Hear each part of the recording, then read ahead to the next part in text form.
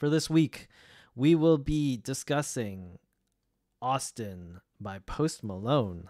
So Austin is the fifth studio album by American rapper and singer Post Malone. It was released on July 28th, 2023. It is his first album to not feature any guest appearances.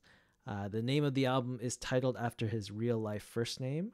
It is also the very first album where he played the guitar on every single song. Eric, your thoughts on this album? I remember watching the first time I heard of Post Malone. He was doing a Jimmy Fallon interview, and they were like at the Olive Garden or something like that. And I was like, "Who the hell is this guy with all these tattoos?" I feel like such an old person. Like, hey, who's this kid with the tattoos all over his face?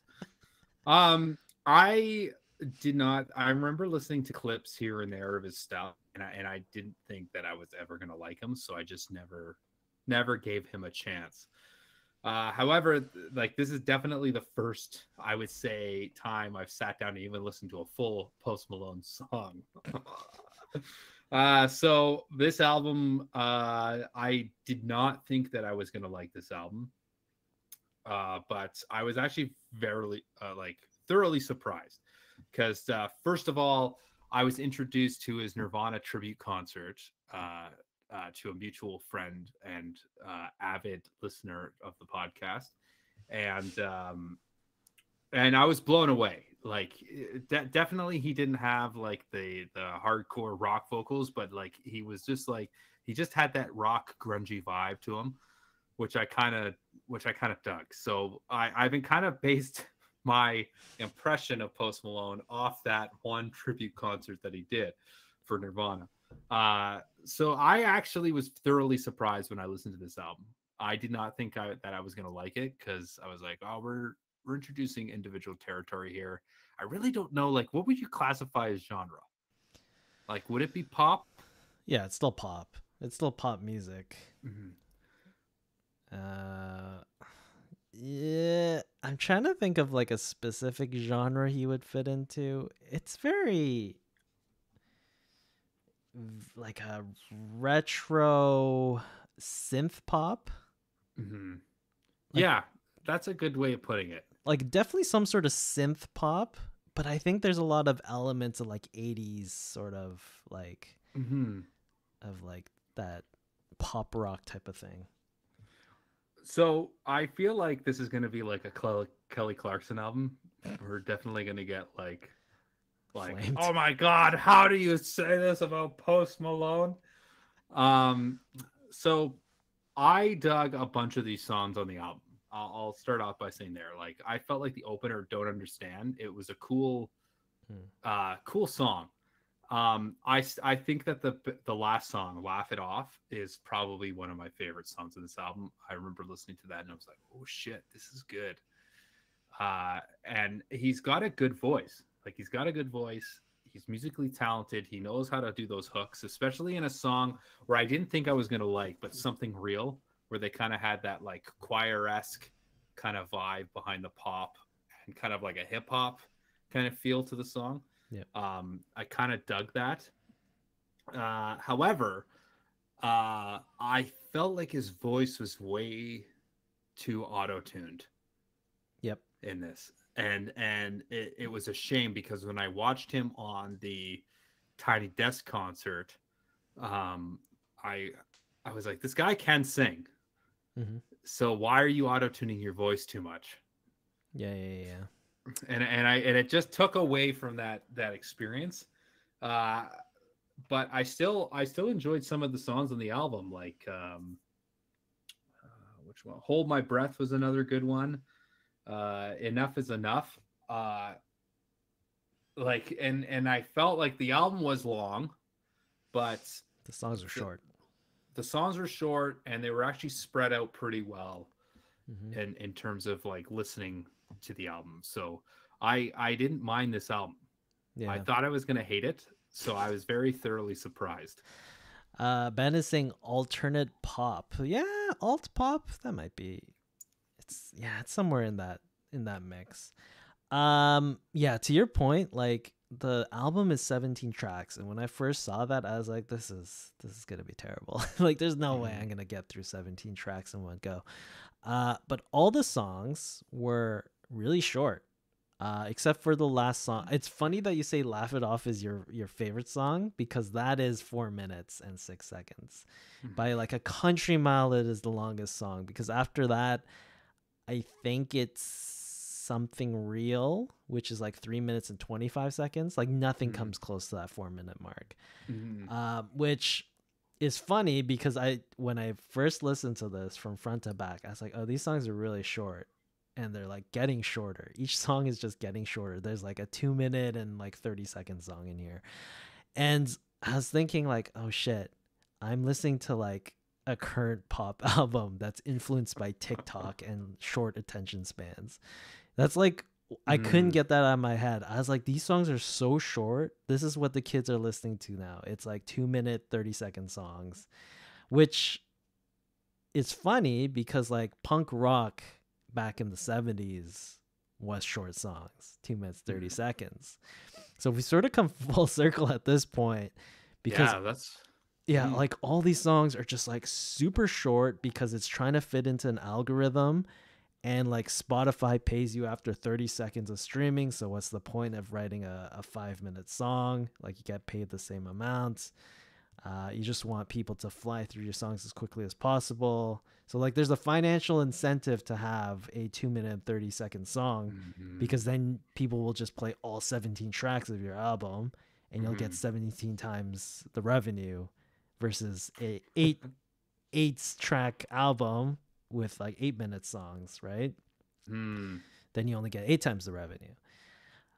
So I feel like there's a very conscious effort of making these songs super short, which Mm. at 17 tracks, it's long, but the songs are short, and I got through it without really noticing that I got to the end of it, which Yeah. I think that's a pretty good success. That definitely is a good success. And um now that you mention it, it would make sense why the lyric, like, I felt like the lyrics were lacking a little bit in Yeah. terms of like it almost felt like a premature teenager wrote this album. Yeah. uh in terms of lyric wise, like, and I'm not expecting everybody to be, you know, lyric aficionados, but uh it's just I don't know. It like the feel of the album lacked a little more, just with these simplistic lyrics that were just like, Right. like I went down the bay, I jumped in the hay. You're like it's just very simple Yeah. lyrics. Like, the song Speedometer is literally like, the lyrics are so ridiculous. It's a song Mhm. about a speedometer. Like there was a lot of jarring moments, because like the songs are so short, there's no real like growth in the songs, because it's pretty much just Mhm. verse chorus, and then it's done. So like, there isn't really a build up anywhere. um Even like the catchy hooks, like, it comes back twice maybe. Mhm. So it's really hard to like, when I think back on this album, there's like, sure, there were great moments, but it wasn't like milk to full potential. Like, there were Mhm. definitely like really strong choruses that should have just been like done 3 or 4 times, and like the third time should have been like a better version of the second time, and the fourth one should have built on the third one. Like, there were definitely like songwriting choices that could have been made to make these songs like really great, but it's just too short of a song to like do anything with that. Mhm. um so like, yes, it was an easy enough listen for me. But I feel like I didn't really gain anything from listening to this. Like, I could have done without listening to this album. Yeah. Now, speaking to Post Malone fans, uh, they definitely said that this album was definitely a little bit different from his other stuff. Right, because So, there's less rapping, or mhm. barely any rapping, if anything. Yeah, it's more melodic. Yeah. So, is this something that he wanted to do, or like you mentioned the TikTok thing of like, making that like 2 minute mark just Yeah. to get the attention span, or is he just coming out with this? We just need to make songs to get the listeners to listen to this.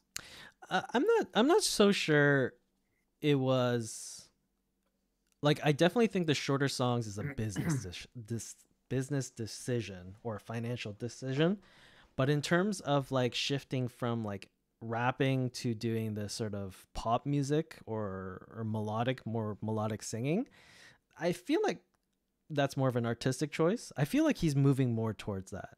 Hmm. Like especially after that Nirvana thing and like people realized, oh, he can actually sing and he can actually like perform. He's Mhm. like, oh, maybe I should like dig into that and like do melodic stuff rather than just Yeah. like the hip hop. So I'll give him credit for that. He's sort of evolved into like a more of a singer songwriter rather than a rapper songwriter. And Uh, because if you're gonna name your album Austin, which is his name, and if you're going by this like what is the word, pseudonym, yep. like yeah, Post Malone, then like that's pretty personal, right? Yeah. To put Yep. your name on the actual album and be like, this is who I am. I'm Austin, Yep. right? So and we all know that the record companies have such say into the album that the artists get shafted in. Right.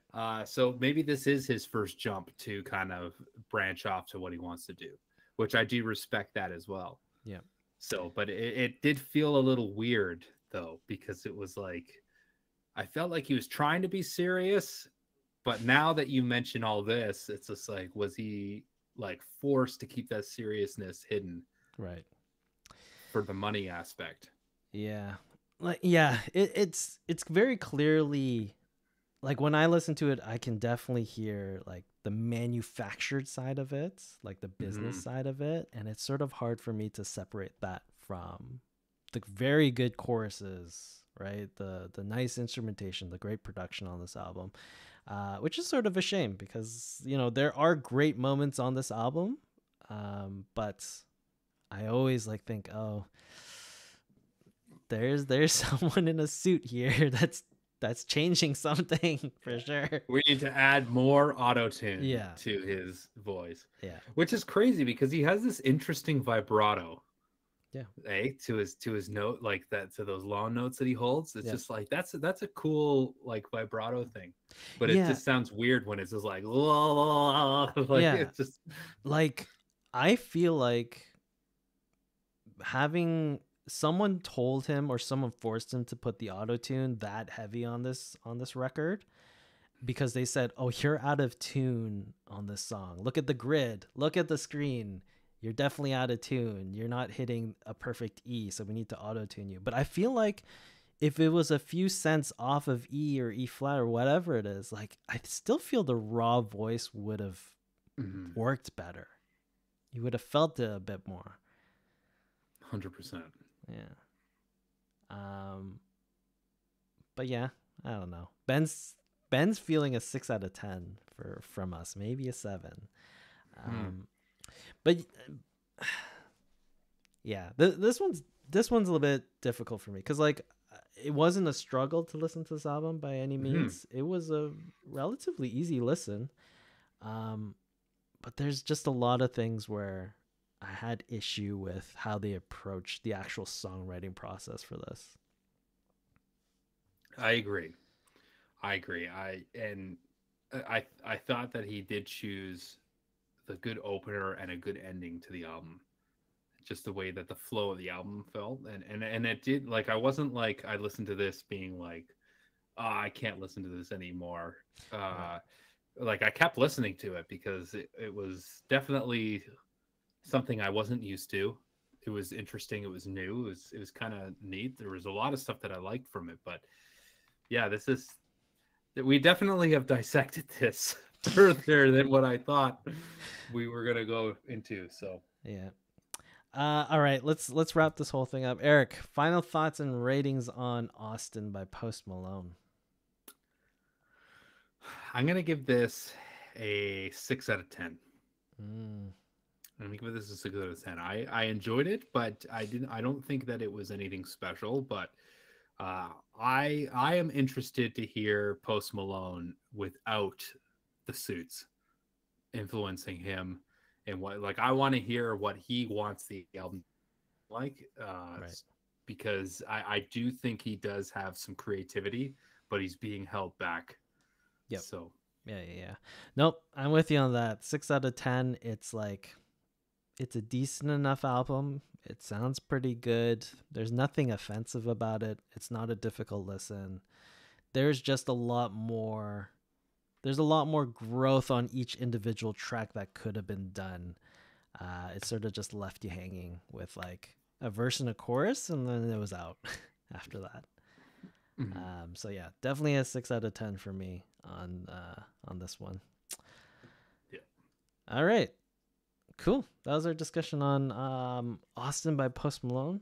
For those of you that are going to follow with us every single week, the album that we are going to be discussing will be The Death of Randy Fitzsimmons by The Hives, which, Eric, I believe The Hives is one of your favorite bands, no? It is one of my favorite bands. So I think you're gonna be surprised with the review I give this album. Okay. So. I've never listened to any Hives album. So this is gonna be a new experience for me. All right, perfect. So yeah, that's it. This is a Crossroads Music Podcast. We're here live every single Monday at twitch.tv/the Crossroads Music Podcast, 10 p.m. ET, 7 p.m. PT. Catch us on Spotify, Apple Music. We have a YouTube channel now where people yell at us. So feel free to yell at us there. Join the Discord. Links are in the bio, also in chat. I think that's it. Eric, any closing thoughts before we wrap this all up? No, man, that's it. Sweet. Ben, thanks for tuning in. Thank you. And we will catch you all next time.